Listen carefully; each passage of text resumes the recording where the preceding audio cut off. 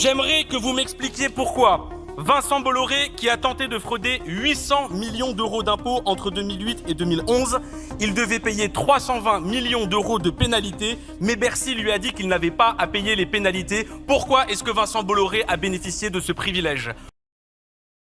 Est-ce le début de la fin d'LFI? Nous en débattons. Et on se pose cette question, la France insoumise a-t-elle un problème avec les journalistes? La France insoumise a aujourd'hui un rapport que je qualifie de totalitaire. La France insoumise a pour objectif justement l'infréquentable, a pour objectif la violence et a pour objectif de faire de sa politique une violence.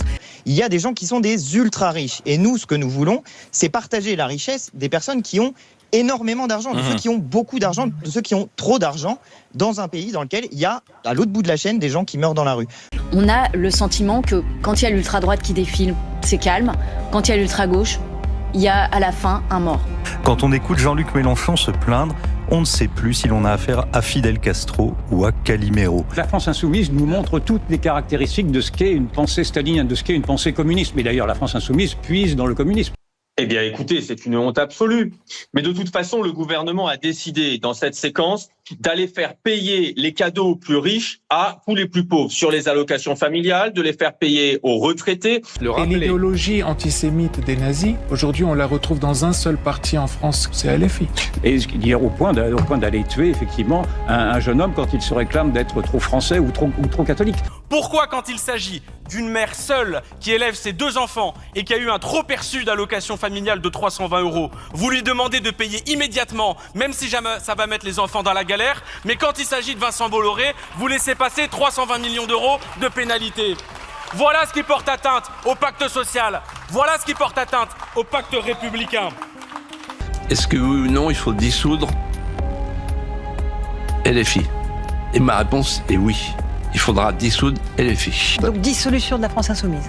Je pense que le débat doit se poser. Tenez-vous bien, il y a même, les faire payer aux salariés, il y a même à l'intérieur du budget une taxe de 8% sur les tickets restaurants, c'est-à-dire le ticket de celles et ceux qui travaillent. LFI, c'est le meilleur tract pour le Rassemblement national. Ils sont tellement détestables qu'ils ont réussi à rendre le Rassemblement national plutôt sympathique. Qu'il y ait des gens qui ont eu des saluts nazis et des insultes, oui, mais la parade n'était pas fasciste à Lyon. On va même les faire payer aux malades. Vous avez parlé du relèvement des franchises en pharmacie et pour les médicaments. On va aller taxer celles et ceux qui ont des maladies chroniques, des cancers, des scléroses en plaques avec l'allocation longue durée. C'est un scandale absolu. Tenu d'un programme politique qui est celui véritablement de l'anti-France. LFI est un parti même passionnément antisémite, malheureusement, et anti-France. Vous savez, nous, on a un programme qui vise à améliorer la vie des gens. Et pour cela, nous estimons qu'il faut partager la richesse. Non, ce n'est pas l'extrême gauche qui est agressée, c'est l'extrême gauche qui agresse. Non, ce n'est pas la police qui tue, c'est l'extrême gauche qui tue. Non, ce n'est pas l'extrême gauche qui défend la morale de la République. Aujourd'hui, c'est l'extrême gauche qui menace la République. 5 personnes possèdent autant que 27 millions de Français. 5 personnes possèdent autant que 27 millions de Français.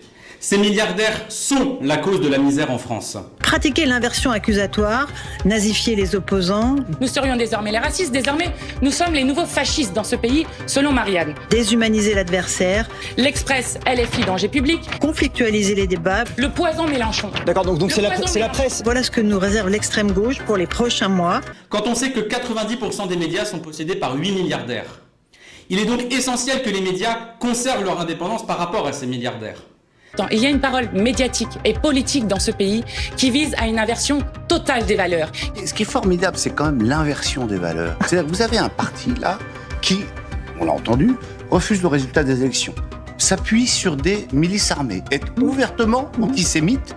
Ça vous rappelle rien dans les années 30 et ils se disent antifascistes. C'est pourquoi, le 24 novembre, nous défendrons notre proposition de loi visant à mettre fin à la concentration dans les médias.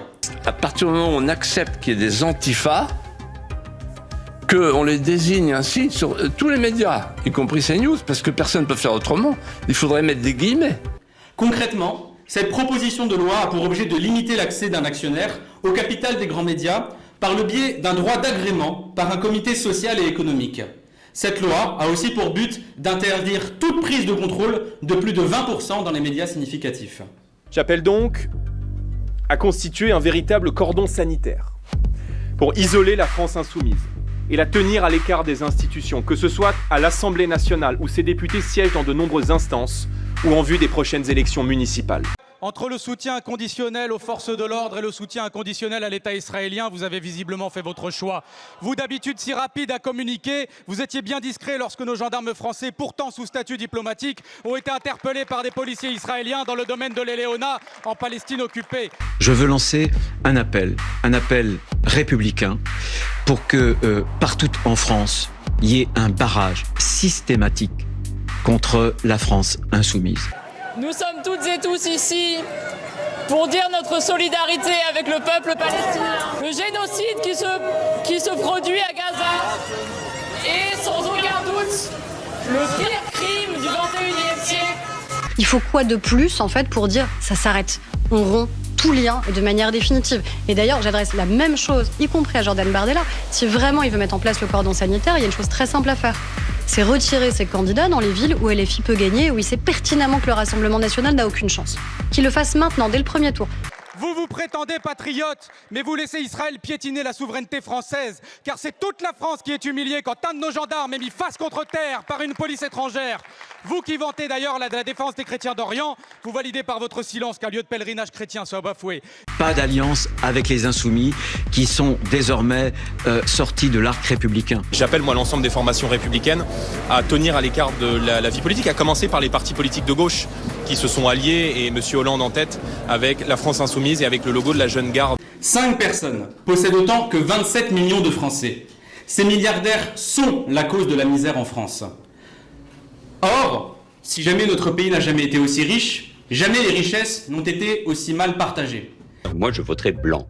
Le meilleur candidat pour le Rassemblement national, c'est Jean-Luc Mélenchon. Je vais dire les choses clairement, ce qui est ma conviction. Le meilleur moyen, parce que je combats toujours résolument le Rassemblement national, le meilleur moyen d'éviter une victoire du Rassemblement national, c'est empêcher que la France insoumise puisse se qualifier au deuxième tour d'une élection. C'est parce que ces milliardaires refusent d'augmenter les salaires que nous avons 9 millions de pauvres dans notre pays.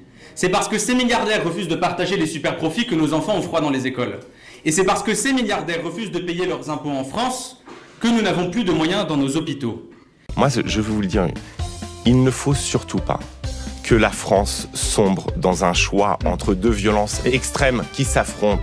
Nous parlons de colonisation, nous parlons d'apartheid. Non. Là, je vous parle de vie humaine. Alors, s'il vous plaît. Oui, moi aussi, je vous parle de vie humaine, monsieur Réa. Quand vous vous autorisez à parler de génocide, vous vous en parlez. Non. Il n'y avait pas de génocide avant le 7 octobre dans votre bouche. Je ne m'autorise pas à parler de génocide. Est-ce qu'au deuxième tour, vous diriez toujours, pour les élections présidentielles, tout sauf le RN? Mais au deuxième tour, il n'y aura pas Jean-Luc Mélenchon présent à l'élection. J'en prends ici à la fois la promesse, l'engagement et le pari. Ce sont les mots à la fois d'une commission d'enquête qui vient de l'ONU, ce sont les mots d'organisations internationales, c'est les mots qui viennent justement de la justice internationale. Donc après, si le droit ne vaut plus rien, vous pouvez le dire directement. C'est pas ce que j'ai dit. Ils ne peuvent qu'avoir conscience que la gauche ne gagnera plus jamais tant que LFI sera à ce niveau dans les sondages et ne redeviendra pas un parti anecdotique. Et le moyen pour qu'il redevienne un parti anecdotique, ce n'est pas de s'associer avec eux.